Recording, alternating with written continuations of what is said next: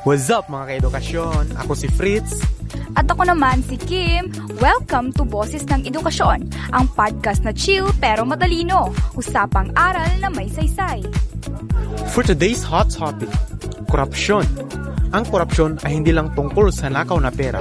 Ito ay tungkol sa ninakaw na oportunidad, mga paralang hindi na ipatayo, serbisyong hindi na ibigay at kinabukasang ipinagkait sa taong bayan. Kapag may isang taong pumili ng pansariling interes kaysa kapakanan ng nakarami, lahat tayo ay nagbabayad ng presyo.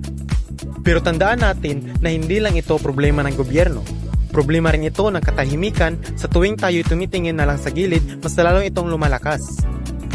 At ang laban kontra korupsyon ay nagsisimula sa kaalaman, tapang at pagkilos kahit sa maliliit na paraan. Maging mapanuri, maging tapat at higit sa lahat, huwag mawala ng pag-asa dahil ang pagbabago nagsisimula sa atin. At diyan nagtatapos ang usapan natin today.